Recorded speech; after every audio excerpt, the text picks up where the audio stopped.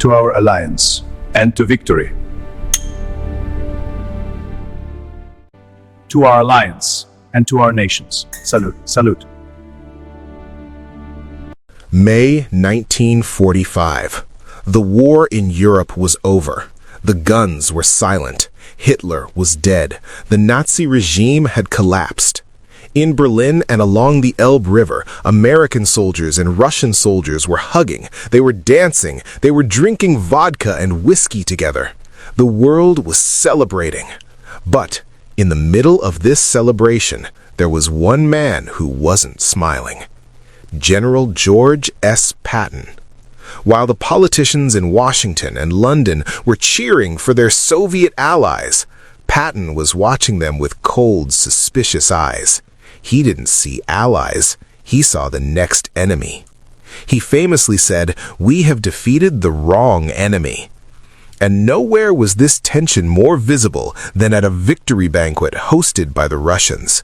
It was a lavish affair. Generals from both sides were there, medals gleaming on their chests, tables piled high with caviar, bottles of vodka everywhere. The mood was festive until a Russian general stood up. To our alliance, and to victory. To our alliance, and to victory. Cheers, cheers. He raised his glass, he looked at Patton, and he proposed a toast. It was meant to be a moment of friendship, a moment of peace. But Patton didn't drink. Instead, he stood up, he looked the Russian general in the eye, and he delivered an insult so shocking, so brutal, that the translator was afraid to repeat it. This is the story of that toast. It is the story of how Patton predicted the Cold War before anyone else, and how his hatred for the Soviets nearly started World War III. To understand the insult, we have to understand what was happening in 1945. For 4 years, America and Russia had fought on the same side.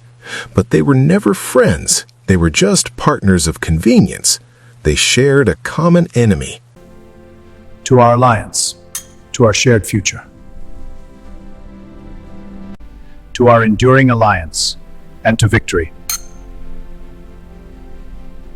Nazi Germany. But as the German army collapsed, the American army, coming from the west, and the Red Army, coming from the east, finally met. The meeting point was the Elbe River. On the surface, it was a happy reunion, but underneath, it was tense. Patton commanded the Third Army, the most powerful fighting force the world had ever seen. He had raced across Germany. He wanted to keep going. He wanted to take Berlin. He wanted to take Prague. But General Eisenhower ordered him to stop. "Halt," Eisenhower said. "Let the Russians take Berlin. Let the Russians take Prague." Patton was furious. He argued with Eisenhower. To our enduring alliance, and to victory. A toast to that, indeed. "Why are we stopping?" he shouted. "We are handing Europe over to the communists." Patton saw what the Red Army was doing. They weren't just liberating countries, they were conquering them. Everywhere the Soviet tanks went, they stayed. Poland, Hungary, Czechoslovakia. Patton wrote in his diary, "The Russians are Mongols. They are savages. They have no respect for human life." He wasn't just being difficult, he was afraid. He believed that if the American army went home, the Russians would keep marching all the way to the Atlantic Ocean. So, when Patton was invited to meet the Russian commanders, he didn't go to celebrate, he went to inspect the enemy. The most famous meeting happened near the city of Linz. Patton met with Marshal Fyodor Tolbukin. Tolbukin was a hero of the Soviet Union. He commanded the Third Ukrainian Front. The Russians wanted to impress Patton. They organized a massive parade. Thousands of Soviet soldiers marched past. Tanks, artillery, Cossacks riding on horses. Patton watched them. His face was unreadable. Later, he told his staff what he really thought. They are a shabbiest bunch of sons of bitches I ever saw. He criticized their uniforms. He criticized their discipline. He called them a mob. But he also respected their toughness. He knew they were dangerous. He told his officers, "I can beat them, but I have to do it now before they get stronger." After the parade came the lunch. The Russians loved to drink. Toasts were a huge part of their culture. You toast to Stalin, you toast to Roosevelt, you toast to the army, and with every toast, you drink a shot of vodka. Patton hated vodka. He preferred whiskey, but he played along for a while. The atmosphere was thick with fake politeness.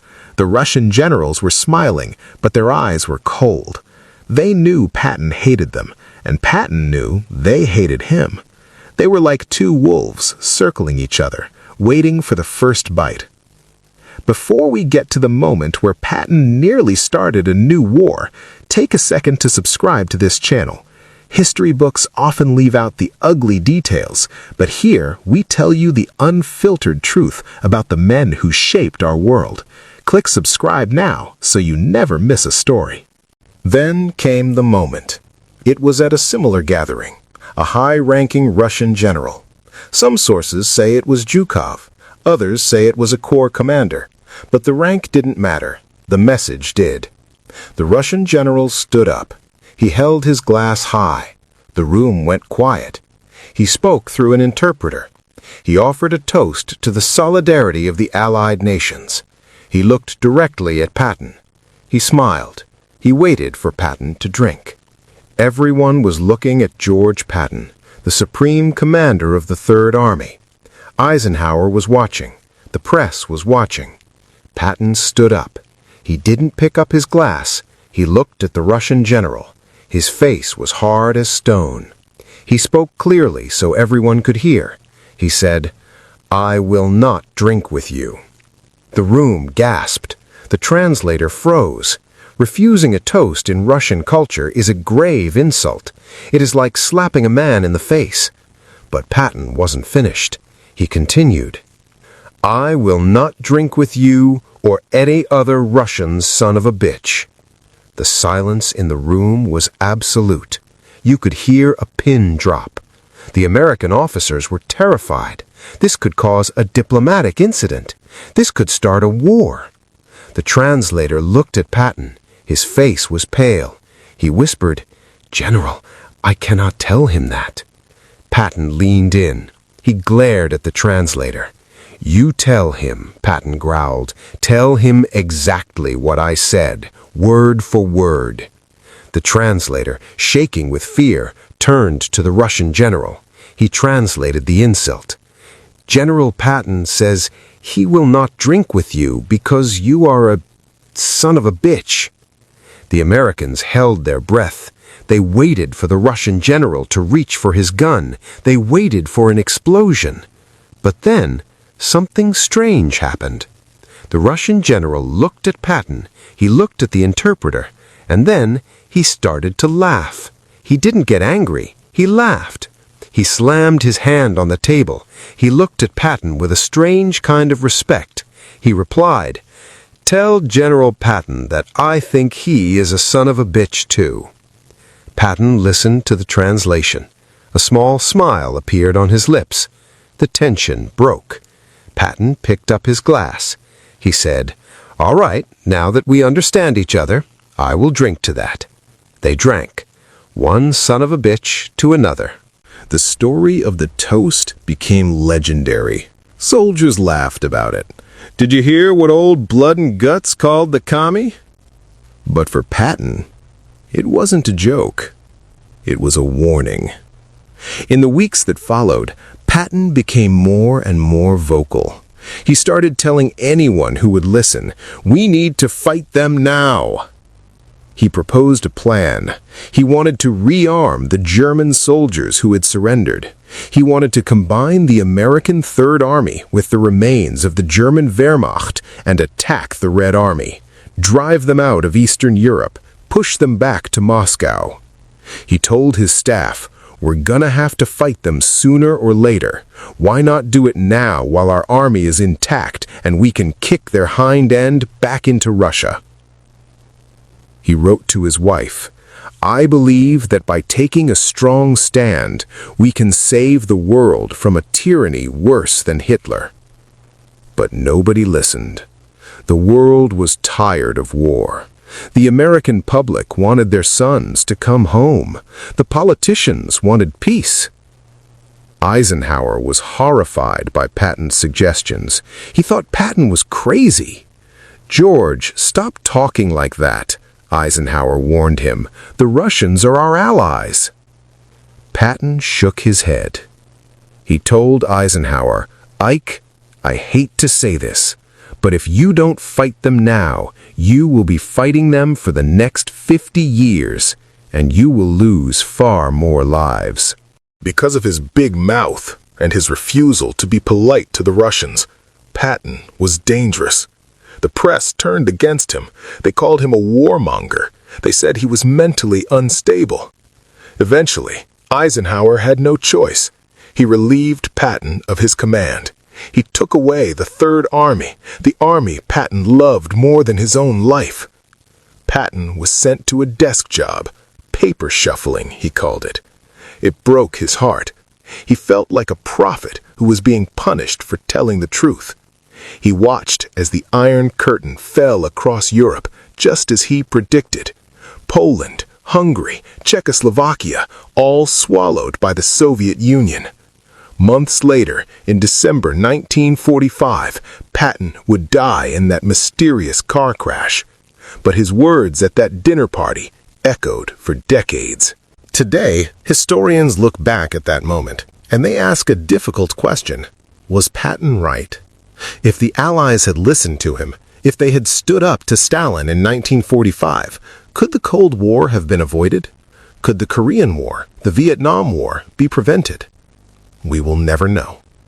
War is terrible, and Patton's plan to fight another war immediately was madness to many. But that toast, that moment of brutal honesty, reveals the essence of the man. George S. Patton didn't care about diplomacy. He didn't care about feelings. He saw the world in black and white, friends and enemies. And when a Russian general tried to act like a friend, Patton refused to lie. He looked him in the eye and told him exactly what he was. In a world of politicians and spies, Patton was a warrior, and warriors don't drink with the enemy, even at a victory party. If you believe history needs more men like General Patton, hit the like button. And if you haven't already, subscribe to the channel. We have more stories coming about the generals who dared to break the rules. Thanks for watching.